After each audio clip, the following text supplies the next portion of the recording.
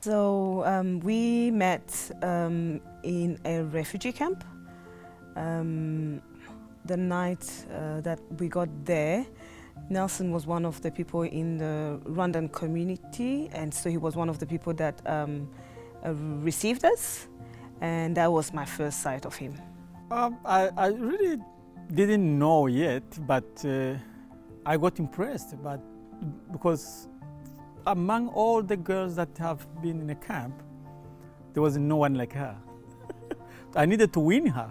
I always believe that I don't think there's any other man that can marry me. He's allowed me to be me, basically. And you know, marriage, you always learn new stuff. I'm still learning things about Nelson every day. We have been to a couple of marriage enrichment, probably about 5 or 6 in our 21 years of marriage. There is this belief that it's for fixing, that's only if you have a problem. I don't know where it comes from, but you know, a lot of people that I know have always believed that it's only for people that have issues. And you know, I think for me it's more like, you know, yeah, it's a tune-up, as Nelson say. You know, every time we've gone, it's been a time for us to go back home and say, you know, hang on, you know, we haven't done this. Oh, we could do this better. You know, we've always come up with things that we've tried in our marriage and have made our marriages better. So, yeah, it's been really positive.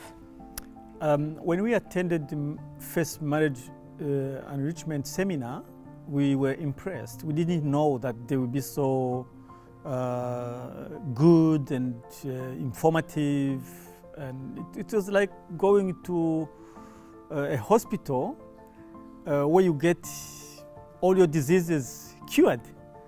But she was the one who said the first, no, we don't have any problem, we should not go.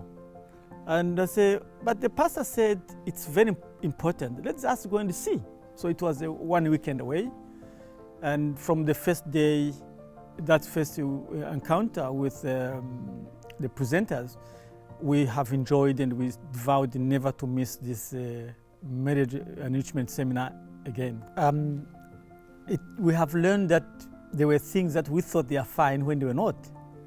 And I remember on that weekend, we started the Friday, and Saturday night, we were given time to apologize to each other. I think we were around, how many couples? 40 couples? Yeah, around 40 couples, I think, even if not more.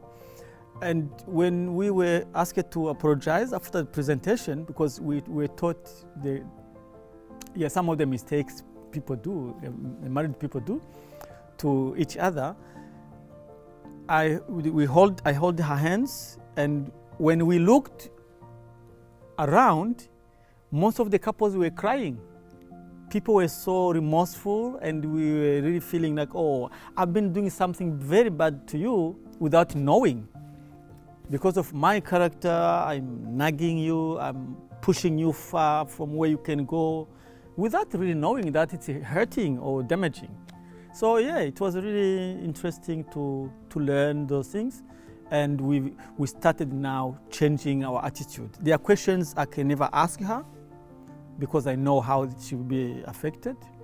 Even if I mistakenly do it, I know I come back and say, oh, I've messed up. Those who say marriage enrichment is not for them or it's not necessary, it's because they ignore how good these things are, or the beauty that is in there. To me, I would say, before you reject something, you really have to know it well.